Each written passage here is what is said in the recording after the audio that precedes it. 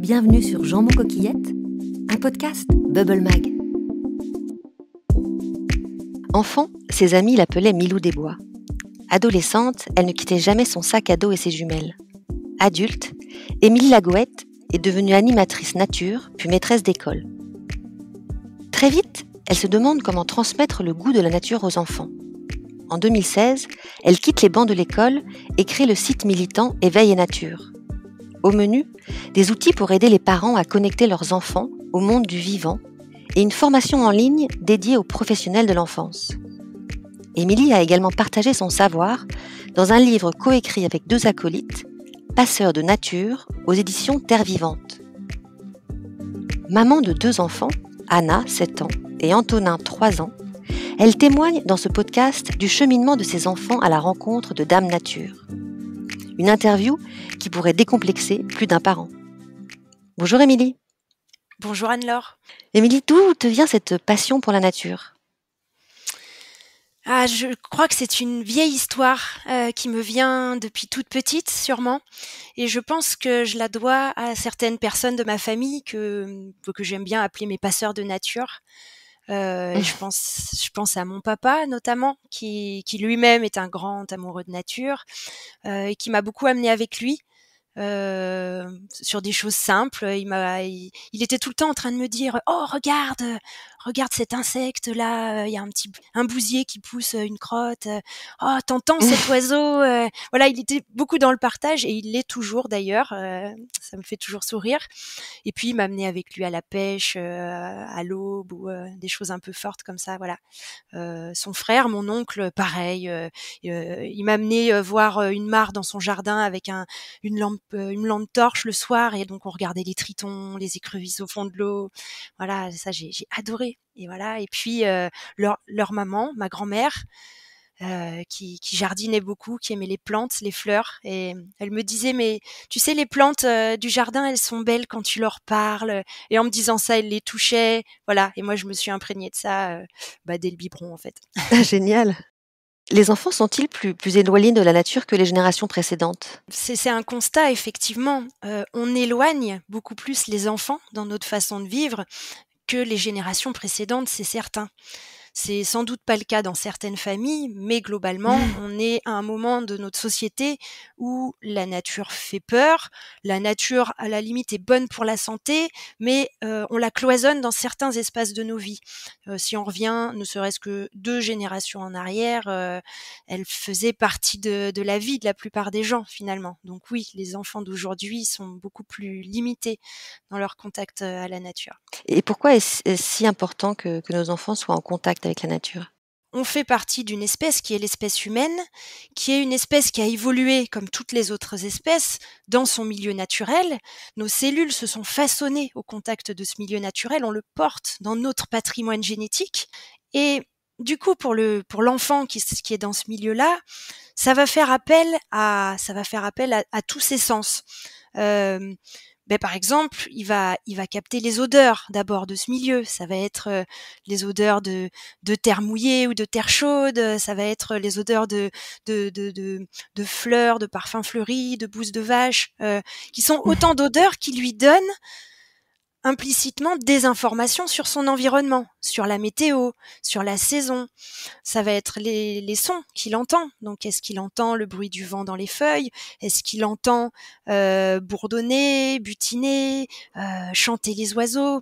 Donc tout ça aussi, ça le relie au moment de l'année, au lieu où il se trouve, et puis bien sûr au paysage qu'il a sous les yeux, la texture des feuilles aussi, ce qu'il va pouvoir toucher, enfin bref. Mais tout ça, c'est un cocktail sensoriel extrêmement riche, qui est très nourrissant et qui nous relie chacun à nous-mêmes finalement, qu'on soit enfant ou adulte, et de permettre à l'enfant d'être en contact régulier avec ce côté foisonnant, ça lui permet d'être bien dans ses baskets finalement. Mais je crois qu'il n'y a pas si longtemps, ça m'avait étonnée, j'avais lu que 99% de la population française, il y a une centaine d'années, étaient tous, paysans. Donc c'est vrai que le contact avec la nature, enfin la rupture avec la nature est très récente, liée sans doute à l'urbanisation, aux nouveaux métiers du tertiaire. Mais comme tu dis, c'est des années, ouais, des centaines d'années, vécues auprès de la nature qu'ont vécu nos ancêtres, en fait. C'est ça, et ça se passe de façon très rapide, puisque là, en quelques générations, en 2 ou 3 générations, il y a un changement qui est énorme. Je me rappelle plus du nom de cette étude précisément, mais qui a étudié, le la distance qu'un enfant parcourt seul à pied depuis sa maison, et il y a de ça 3 générations, ça se comptait en kilomètres, mais ça pouvait être, 15 à 20 kilomètres. Une génération plus tard, ça se réduisait à quelque chose comme 5 kilomètres, donc la génération qui va être celle de mes parents. Ma génération enfant, nous, on était dans un rayon peut-être d'1 kilomètre, et nos enfants actuellement, ça va se compter en centaines de mètres pour certains et pour d'autres même en mètres. Et voilà, donc ça nécessite forcément une adaptation très forte, et ça explique aussi en quoi cette coupure, rapide et radicale a aussi des conséquences, qu'on constate comme étant, désastreuses dans certains cas, malheureusement. Mmh. Et je crois que tu m'expliquais aussi qu'en tant que maîtresse, tu avais vu les bienfaits de sortir dehors par rapport, à l'excitation des enfants, Oui, oui, c'était très net, oui. Donc j'ai été professeure des écoles pendant 7 ans, et j'ai clairement constaté que dans les classes, où on est tout le temps enfermé entre 4 murs, arrive rapidement une ambiance un peu d'excitation, ou de même si on propose des projets intéressants aux enfants et puis qu'on pose un cadre, assez ferme, du coup, c'est un peu un bras de fer quand même. En comparaison à, aujourd'hui, je travaille beaucoup plus en extérieur avec les enfants, mais c'est pas du tout les mêmes problématiques. Il y a très peu de problèmes. Les enfants sont beaucoup plus, dans la joie, beaucoup plus dans la spontanéité. Ils ont leur espace pour, un enfant qui a besoin de s'isoler, par exemple, il peut le faire sans aller très loin, mais d'un point de vue phonique, il peut être un peu plus loin de ses camarades. Du coup, il se ressource. Le même enfant, il aurait été dans une classe, peut-être il aurait fini par faire une crise parce que il a pas pu se ressourcer, c'est trop pour lui et il craque. Quand on est dehors, tout ça c'est différent. On se ressource autrement et du coup on vit d'autres choses. ouais, ça apaise les enfants. Et tu me parlais aussi de la créativité? Oui, tout à fait. Du coup, pour une raison d'un côté qui est très évidente, le milieu naturel est foisonnant. Il y a des écosystèmes, des cycles, des espèces très variées, qui forcément viennent nourrir l'imaginaire de chacun, viennent, permettre d'exprimer sa créativité autrement. Par exemple, en utilisant, différentes matières. Ça peut être à la fois des matériaux, à la fois des environnements sonores, toutes les choses dont on peut s'inspirer finalement, qui viennent nous nourrir, qui viennent nourrir notre imaginaire. Donc forcément, oui, la créativité est beaucoup plus, nourrie et peut davantage s'exprimer. Et quelle a été ton expérience de maman? Comment tu t'y es pris pour connecter tes enfants à la nature? Quand j'ai eu ma fille, au début, donc j'ai été dans cette spontanéité de l'emmener avec moi en balade, donc je l'ai beaucoup trimballée en porte-bébé, à droite à gauche, en montagne, dans les endroits que j'aimais bien, et puis, j'avais vraiment à cœur, quand elle était toute petite, de la laisser autant que possible explorer ce milieu, par elle-même. Donc la laisser toucher autant que possible. Donc je me revois à 4 pattes près d'elle pour vérifier qu'elle mettait pas à la bouche des choses dangereuses, ou tu vois, je cherchais la limite entre le moment où j'allais intervenir, mais j'intervenais pas tout de suite pour qu'elle vive quand même son expérience, voilà. Je sais pas si c'est grâce à ça, mais en tout cas, elle a développé une attitude, d'exploration déjà très clairement, et puis en même temps, consciente. C'est-à-dire, typiquement, elle met pas n'importe quoi à la bouche, elle s'est jamais intoxiquée du tout, elle s'est jamais mise en danger, et maintenant elle a 7 ans et demi, je lui fais complètement confiance. Elle est très liée aux plantes, notamment. Elle a très tôt appris, quelles plantes pouvaient être comestibles. Ça l'intéressait beaucoup, donc elle est devenue experte, à son niveau. Pour autant, elle a pas toujours envie d'aller dehors. Pour autant, là, elle a eu une période, par exemple, où elle voulait découvrir les jeux vidéo, où elle a aussi ce côté-là, ben, voilà, hein, c'est avant tout un enfant qui vit dans son époque, en lien avec les autres enfants et je veux pas la couper de ça non plus. Donc bon, bah, je dirais qu'il y a des aléas, il y a des hauts et des bas. Et après pour son petit frère Antonin, il avait pas du tout le même tempérament. Donc lui, il mettait les choses à la bouche, n'importe quoi, il aurait été capable de tout avaler, donc ça a demandé beaucoup plus de prudence et ça a duré beaucoup plus longtemps. Anna, rapidement, elle a compris. Antonin, non, lui, même encore, non, aujourd'hui, voilà, il commence à faire attention, mais ça a été beaucoup plus long.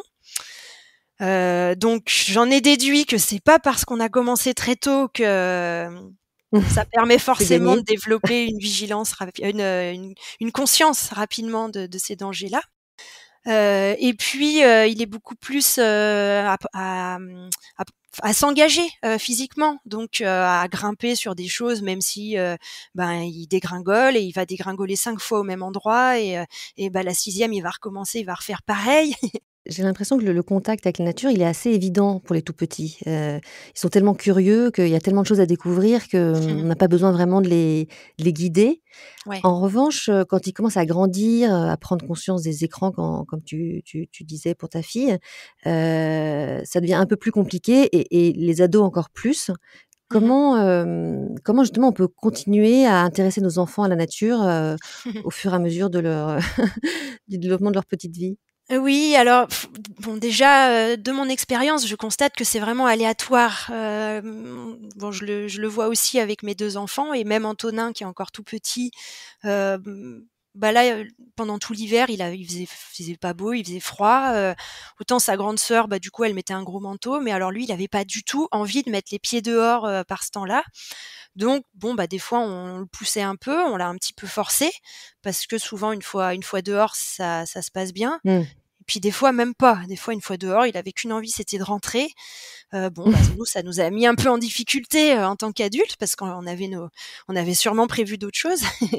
Par rapport aux enfants, déjà, aux enfants qui grandissent, arrive un moment où clairement, c'est plus juste le plaisir de patouiller dehors, voilà, de cueillir les pétales, de faire monter les petites fourmis sur le doigt parce que tout ça, vraiment, le tout petit, enfin, pour l'instant, je connais pas un tout petit que ça captive pas d'une façon ou d'une autre.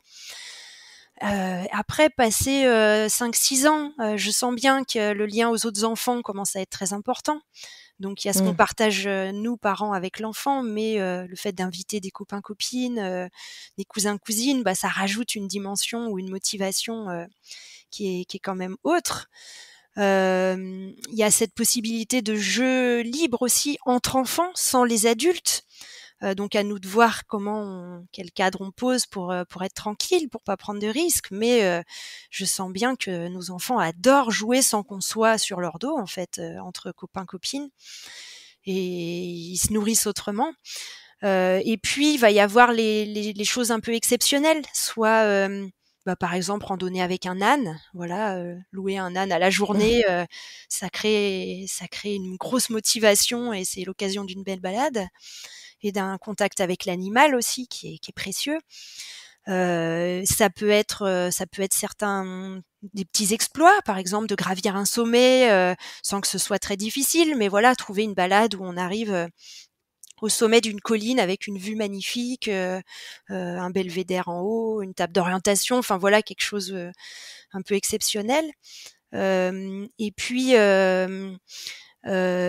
tout ce qui est autour de la nuit aussi, qui est très important. Alors, je pense au crépuscule notamment, qui est assez facile à apprivoiser, mais d'organiser une sortie au crépuscule avec la lampe frontale, c'est toujours un moment Mmh. hyper intriguant pour les enfants et en plus on fait des rencontres incongrues. Peut-être qu'on va voir une salamandre, qui se faufile ou des choses qu'on voit pas d'habitude en journée, voilà. Et là, au moment où je vous parle, en fait, demain matin, nous, en tant que Éveil et Nature, on organise une balade avec des familles très tôt le matin, qu'on a appelée l'aube des oiseaux. Et donc, le but de cette balade, ça va être de vivre l'aube, donc avant le lever du soleil jusqu'au lever du soleil, en pleine C'est chouette. nature et d'observer qu'est-ce qui se passe pour les oiseaux. Donc au début, on n'entendra pas d'oiseaux et puis petit à petit, on va peut-être entendre un rouge-gorge qui commence à siffler et puis arrivera un moment où il y aura tout un concert d'oiseaux, voilà, qu'on va peut-être essayer d'identifier ou de voir, et on va vivre ça ensemble. Donc c'est des familles, qui viennent avec leurs enfants. Donc on a des petits, voilà, le plus jeune aura 3 ans et puis des plus grands vers 7-8 ans. Enfin, donc on va vivre ça ensemble, on va en parler ensemble aussi. Et ça, je trouve que à la fois de vivre l'aube, c'est captivant pour les enfants, à la fois de le partager avec d'autres familles, c'est aussi un plus, ça rajoute quelque chose. Voilà. Et donc pour terminer, j'en viens plus aux adolescents. Et c'est vrai que là, on arrive au moment où c'est peut-être plus délicat pour les parents. Il y a un truc qui devient évident, c'est que l'adolescent a besoin de donc des copains, des copines, de vivre des aventures entre ados, et puis d'exister dans le groupe. Enfin, il y a vraiment la notion de groupe qui devient importante. Alors, quelle aventure on propose au groupe en lien avec la nature? Donc ça peut être un défi, ou je sais pas, l'idée de bivouaquer ensemble, voilà, avec le groupe d'ados. Et puis il y a l'idée pour l'adolescent d'accomplir un exploit entre guillemets, sans que ce soit forcément très exceptionnel, mais devant les autres. Et je pense à ces garçons, par exemple, qui font des démonstrations de force pour fendre du bois ou ce genre de choses, ou réussir à allumer un feu, et qui se mettent en scène. Mais c'est important pour eux à ce moment-là de le vivre. Et le milieu naturel est un bon endroit pour trouver plein de défis comme ça à leur hauteur et qui seront amusants aussi, quoi. Voilà. Après, à nous de jouer en tant que parents pour rendre ça possible, avec ou sans nous. Et d'ailleurs, c'est assez simple, enfin, c'est assez simple, c'est beaucoup plus simple quand on habite à la campagne ou qu'on a un jardin, mais beaucoup de parents d'enfants vivent en ville, en centre-ville. Comment connecter nos enfants quand, on est entouré de murs et de d'immeubles? Ouais. Alors, il y a un outil que j'aime bien qui s'appelle la pyramide de reconnexion à la nature, qui à mon avis répond bien à cette problématique. L'idée de cette pyramide, c'est que au socle de la pyramide, il y a qu'est-ce qu'on peut faire tous les jours pour avoir un contact au milieu naturel. Et donc ça va vraiment être des choses très simples. Par exemple, de tendre l'oreille pour écouter l'oiseau qui chante. Mais de le faire en conscience, vraiment, de porter attention. En ville, on a des merles, on a des rouges-gorges. Mmh. C'est typiquement les oiseaux chanteurs, siffleurs, qui sont agréables à écouter. Et ils y sont en ville, ils sont là. Les mésanges, elles y sont. Voilà. Ça va être de prêter attention à la force de la nature en ville, ces fleurs qui arrivent à pousser, à soulever le bitume, les odeurs qu'on va pouvoir sentir quand on longe un parc, et puis bien sûr quand il s'agit des enfants, de leur permettre de vivre ça, d'en prendre conscience, de le partager. Et les anglo-saxons ont un terme aussi qui est pas mal, c'est la green hour. C'est cette heure de verdure quotidienne qu'on essaye de faire vivre aux enfants. On essaye, hein, si on peut. Et puis si c'est pas 1 heure, ça peut être un quart d'heure. Mais voilà, prendre un quart d'heure pour laisser l'enfant, voilà, s'ébattre dans un parc un peu librement, je pense que ça ne peut que lui faire du bien. Donc ça, c'est le socle de la pyramide. À l'étage au-dessus, on a ce qu'on va essayer de faire au moins 1 fois par semaine. Donc on est déjà dans quelque chose d'un peu plus qu'on va organiser. Donc ça va être une Mmh. balade à la journée, par exemple. Donc on choisit d'aller dans un parc, et en plus en ville, il y a des parcs, il y a souvent de très beaux parcs où on voit des animaux qui sont pas trop farouches, des écureuils, des canards, qu'à la campagne finalement des fois c'est pas si évident que ça. Donc c'est voilà, trouver le parc sympa, dans lequel aller, hem, ou alors, prendre les transports en commun pour aller au dernier arrêt, qui est en campagne, voilà, ce genre de choses. L'étage encore au-dessus, ça va être, qu'est-ce qu'on fait, 1 fois par mois? Qui là est un peu plus, encore un peu plus exceptionnel. Donc je sais pas, ça peut être d'organiser un week-end, si c'est à la belle saison, un week-end où on va camper plus dans la nature, ou alors on va dans un gîte, ou alors on se fait une journée avec une autre famille à se faire une randonnée, enfin bref, selon ses propres centres d'intérêt en fait. Et puis tout en haut de la pyramide, on a l'aventure grandeur nature. Donc là, c'est ce qu'on va faire peut-être en été pendant nos vacances, où on se prend une semaine au grand air, et à nous de faire au mieux pour vraiment retisser ce lien au mieux. Ou ça peut être les camps d'ados ou d'enfants auxquels on va inscrire nos enfants. Et là, il y a des associations extraordinaires qui proposent des trucs super. Voilà. Et le Mais scoutisme aussi, je pensais au le scoutisme. scoutisme, bien sûr, ouais, tout à Ouais. fait. D'ailleurs, le scoutisme applique un peu cette fameuse pyramide, avec à la fois des choses quotidiennes ou régulières, et puis des camps plus exceptionnels, et où là, on se nourrit aussi de ça. Voilà. Et cette pyramide, on peut la retrouver sur ton site? Enfin, qu'est-ce qu'on peut trouver sur ton site quand on est parent et qu'on cherche des idées justement pour des Ouais. activités dans la nature? Alors cette pyramide, elle est dans le livre que j'ai écrit, mais du coup on y viendra.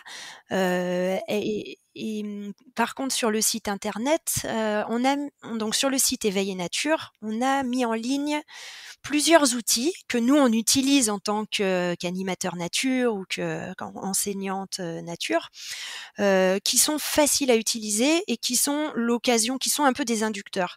En gros, des outils que quand on les a dans les mains, ça nous donne envie de faire quelque chose en lien avec la nature. Donc, je vais donner un exemple. On a un outil que j'ai conçu qui s'appelle l'empreintoscope, qui est une sorte de trousseau d'empreintes d'animaux qui sont imprimées sur du papier transparent. Donc, ça nécessite d'avoir une imprimante laser qui peut imprimer sur des feuilles transparentes. Et ensuite, on découpe ça, on fait un trou dedans, on relie tout ça. Et donc, on a ce petit trousseau d'empreintes qui permet quand on a une empreinte sous les yeux, d'essayer d'identifier de quoi il s'agit par transparence. Donc, par exemple, j'ai une empreinte de chien ou de renard sous les yeux, je cherche ma fiche empreinte qui ressemble et je la pose dessus, et voilà, ça me confirme, c'est plutôt un renard, c'est plutôt un chien. Si je retourne au verso, on a imprimé la photo de l'animal en question et son nom, de sorte que les enfants, même s'ils savent pas lire, ils peuvent l'utiliser en autonomie. Et ça, c'est un outil, quand on le met entre les mains d'un enfant, en fait, il a qu'une envie, c'est de l'essayer. Donc il demande: où est-ce qu'il y a des empreintes? On est où là? Là on est dans la cour de récré, il y a que du béton, donc qu'est-ce qu'il faut qu'on fasse? Où est-ce qu'il faut qu'on aille? Si on allait dans le petit bois là-bas à la sortie du village, on pourrait en trouver. OK, comment on peut le faire? Enfin voilà, on s'organise pour réussir à trouver l'empreinte. Et du coup, on a franchi le premier pas, qui est le plus difficile finalement. C'est réussir à sortir avec l'enfant ou avec les enfants, à être dans le milieu naturel et à être à l'affût de quelque chose. Et là, en l'occurrence, d'une empreinte. Et ce qui est chouette, c'est qu'en plus, ça nous met en réussite parce qu'on trouve quasiment toujours au moins une empreinte.